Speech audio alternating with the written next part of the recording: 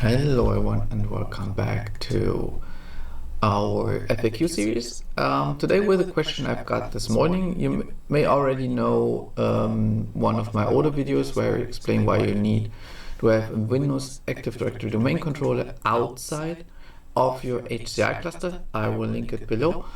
But there now was a question on, can I use Azure Active Directory domain services to replace my Windows Server Active Directory domain services, so hosted on Windows Server, and use cloud native services? And today I want to answer that question and give you some context on the answer.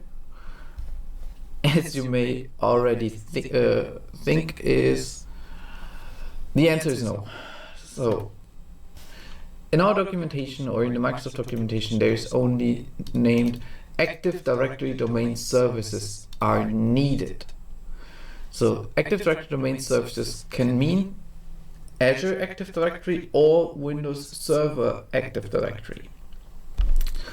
But in our case, there are a few features we require from a perspective of the operating system. So we need CredSSP, and with that we need to have constraint delegation, because what Azure Stack HCI is using is Windows Remote Management, or WinRM, from the Windows Admin Center, or when you send PowerShell commands from one node to another to create a cluster, etc. It's all done through remote management.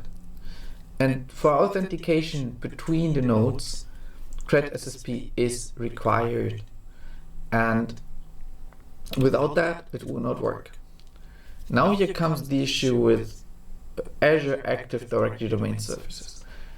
Azure Active Directory domain services do not offer CredSSP, and they are VNet integrated, so there is no real endpoint for on-prem. Yes, you can build it maybe, but it's built for legacy cloud applications, or running legacy applications in the cloud where you still require Active Directory, but it's not built for on-premise.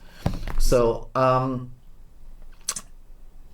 short answer, no, you cannot use Azure Active Directory domain services for Azure Stack HCI. You would still require Windows Server Active Directory domain services running somewhere. As said, I will link you the video below, so with my recommendations on where you should run it if you don't have additional hardware, etc. But as said, it's not working. Even if it's not stated, it's not supported. From a practical perspective and from field experience, it's not working properly with the current version of Azure Stack HCI. Maybe change in the future. Maybe if you're watching the video in 2 years, that might have changed due to product development in Azure Active Directory domain and in Azure Stack HCI.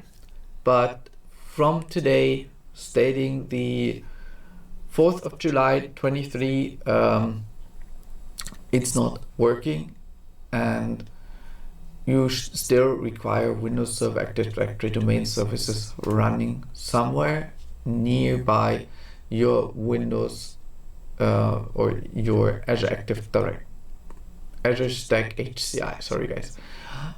So feel free to comment, leave us a subscription, leave us all your questions if you need more. Happy to answer them, and as I said, there will be more videos coming up throughout the next weeks. So we already have a publishing pipeline until I think mid-early August. So yep, subscribe to the channel. Have a great day. Bye.